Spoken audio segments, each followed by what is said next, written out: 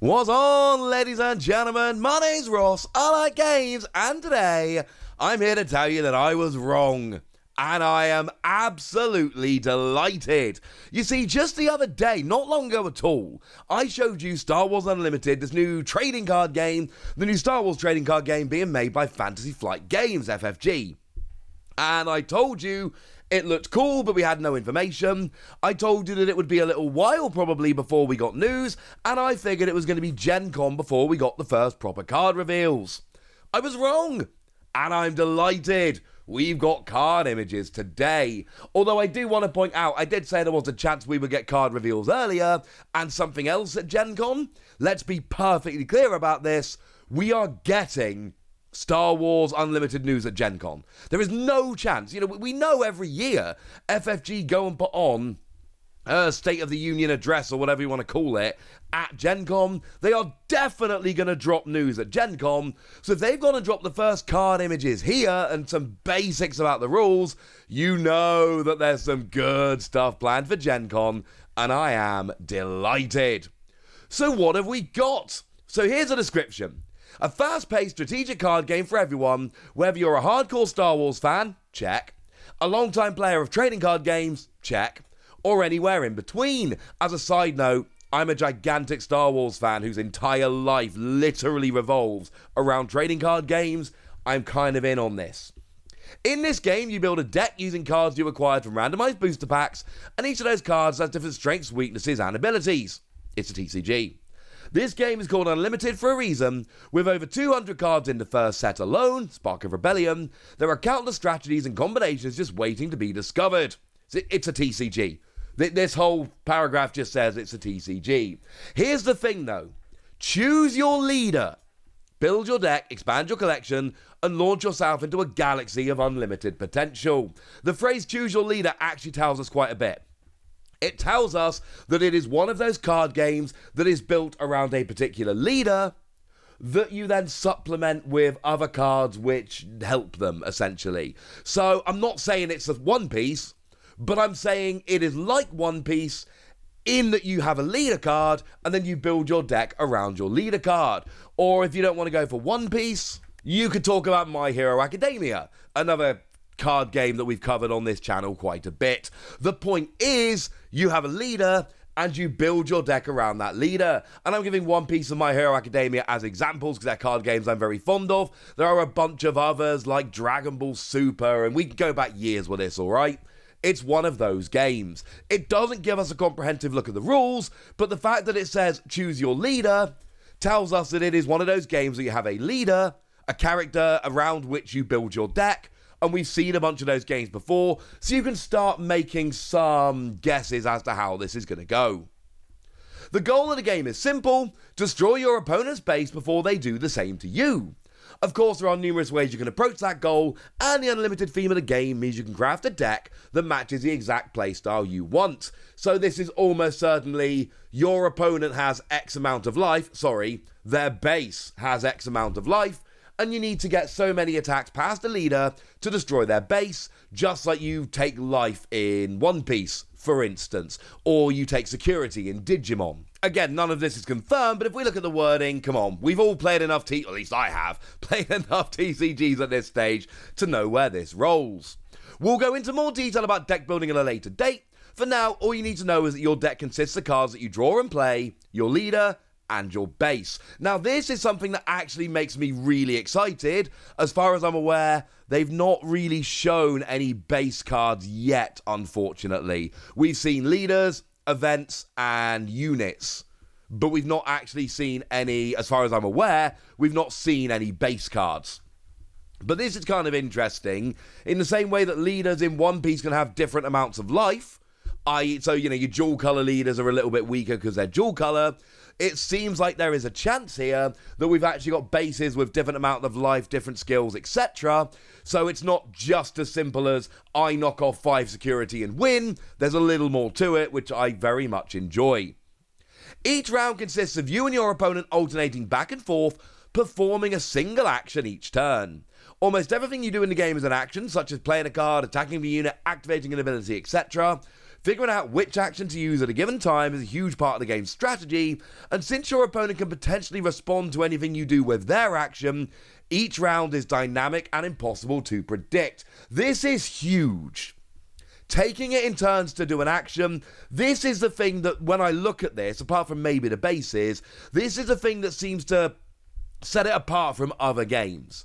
The fact that you're taking it in turns. Now, we have seen this, games like Soulforge recently, for instance, is a game that does this, where you're, taking it in turns to play cards.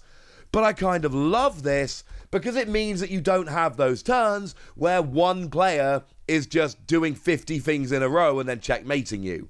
The idea that there's actually a lot more to it, I kind of love this. We'll have to wait and see how it all shakes out, but this is something that makes me very, very interested indeed. So they've shown us cards like Grand Moff Tarkin. Now, you know this is a unit rather than a leader unit, because you'll notice that, if we have a look at the collage here, Luke and Darth, that was weird. Luke and Vader, there we go. They are the characters, that are clearly leaders. And you can see here that Leia and Grand Moff Tarkin are units, whereas Luke and Vader are leader units. And you'll notice that, they are a little bit different because of it. That makes perfect sense. We'll get to the leaders in a moment. We'll have a look at those at the end. But you've got various things which we would expect. You've got, I'm assuming this is cost in the top left-hand corner, presumably attack and defense 2/3 of the way down the card, and then you've got certain kind of traits or whatever kind of underneath your cost there. And then we've got Imperial and Official for Grand Moff Tarkin, and Rebel Vehicle Fighter for Wing Leader, because certain cards are going to interact with Imperials or Rebels or Vehicles or whatever. Grand Moff Tarkin, when played, you search the top 5 cards of your deck for 2 Imperial cards, told ya, reveal them and draw them. So that seems like very good search from what we've seen in other games. And Wing Leader, when played, you give 2 experience tokens to another friendly Rebel unit. We don't know what experience tokens are yet. Another strategic element to the game relates to your play area, which is divided into 2 different arenas, a ground arena and a space arena. Each unit can only be played into one or the other, which means every battle in Star Wars Unlimited takes place on 2 separate fronts. And you'll notice Grand Moff Tarkin is a ground unit, and Wing Leader is a space unit. Presumably, we will see units that can be both. I'm kind of thinking Poe Dameron would work there quite nicely, but we'll have to figure it out. It might be that only vehicles are space, and we'll have to figure this one out, alright? But it's interesting, alright? It's something nice about it. Some cards are able to affect units in either arena. For example, many units such as Luke Skywalker and Darth Vader have abilities that can affect any unit regardless of arena. Leader cards are powerful cards that can act as a centerpiece to your deck. A typical leader has an undeployed side when it starts the game, and a deployed side which is also a unit. We'll go into more detail about that later, quite frankly, is what they're saying.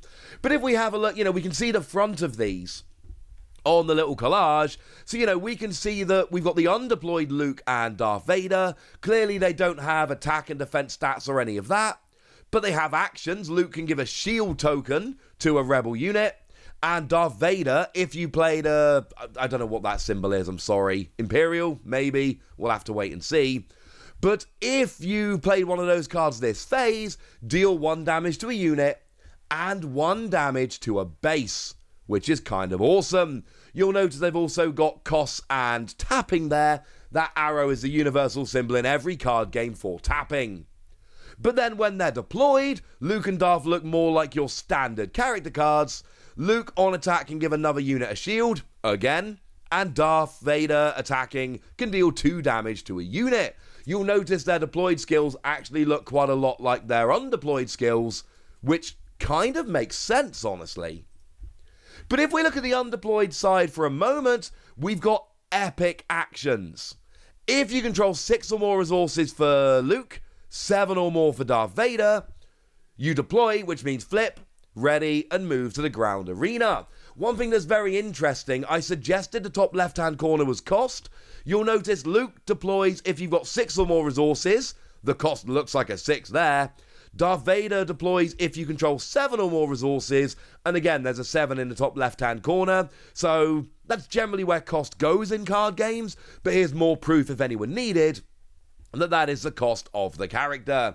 So the epic action is really what it takes to deploy them, which incidentally is fine by me just pointing it out. Yay! Now, they have got a thing about organised play as well. I don't want to go too deep into organised play. This really seems to be a video where we're talking about what the cards are and what they do. And, the vague things of, well, how the game works, what we need at least. However, we've got this graphic here, which tells us a bunch of things. There are going to be pre-releases, that is now confirmed. Weekly play and store showdowns. If we go from other card games, weekly play is very casual. Store showdown is once a month, once every 2 months, whatever. And better prizes. And then we've got planetary qualifier, sector qualifier, and regional qualifier that all go into the Galactic Championship. Now, I'll be perfectly honest with you, as somebody who's trying to make sense of this is kind of annoying. I love the Star Wars theming on it, don't get me wrong. But, you look at a game like Pokemon, and, I mean, it's not as good as it used to be fair, but it used to be you'd have city championships, state championships, regional championships, national championships, and world championships. That does what it says on the tin. Now, to be fair, they've got league challenges and league cups, and they've still got regionals and internationals, which is nice, and worlds. So, these are clearly different levels. I'm assuming regional, I don't know, alright? I don't know. But probably regional, intersector, interplanetary, and then Galactic Championship is just worlds. I get, and it's going to be nice, when we all know what they are, it's going to be nice that they're nice and themed after Star Wars, but I'll be honest with you, looking at it today, I kind of wish I could just know exactly what it was. But the point is, you can go to tournaments, and you can get a number of points awarded, they're called tournament points, and if you get enough, you will get an invite to the Galactic Championship. Yay! It's worlds. So, this is cool. There's proper organised play, starting from pre-releases, going all the way up to the World Championships, and I am delighted. As a side note, if we go back to the collage nice and quickly, the only other card we haven't talked about that we can see properly, well, there's a couple. There's the event Maximum Firepower. A friendly Imperial unit deals damage equal to its power to a unit. Then another friendly Imperial unit deals damage equal to its power to the same unit. That seems pretty good, to be honest with you. You're My Only Hope is an event. Look at the top card of your deck. You may play it. It costs 5 or less. If your base has 5... That's weird wording. Is that supposed to be if it costs 5 or less? It just says, look at the top card of your deck. You may play it. It costs 5 or... What if it costs 5 or more? If your base has 5 or less remaining HP, you may play it for free instead. That seems pretty good as well. We've then got Leia Organa, which we can't really read, and Grand Moff Tarkin, that we saw a minute ago, and Wing Leader we saw a minute ago, and our 2 leaders. So look, there's a lot going on here. There's a lot we don't know, but there's a lot we do know. The fact that a game is built around leaders is kind of big. The fact that you're taking down your opponent's base, but it seems that there are different bases to choose from, that is pretty gosh darn big. The fact that the leaders start off undeployed and then later deploy and become, characters you can actually use, that is a pretty big deal. And all this stuff about organised play is a pretty big deal as well. I was not expecting this big an update this quickly. I am in no way, shape or form upset. This is awesome. I'm delighted, but now it's over to you guys. Tell me what you think about this. Tell me how excited you are. Tell me your hopes and dreams. Go nuts in the comment section, but be nice. And then make sure you like this video, subscribe to this channel, follow me on Twitter at the Wasi. That's where we talk about a bunch of card games, including Star Wars Unlimited. And please do consider checking out patreon.com/PTCG Radio, where you can support the channel, get some bonus podcasts, and all kinds of fun things. But by far, the most important thing as always, look after yourselves till next time, would ya? Thank you very much for watching. My name's Ross, and you've been watching Wasi Plays.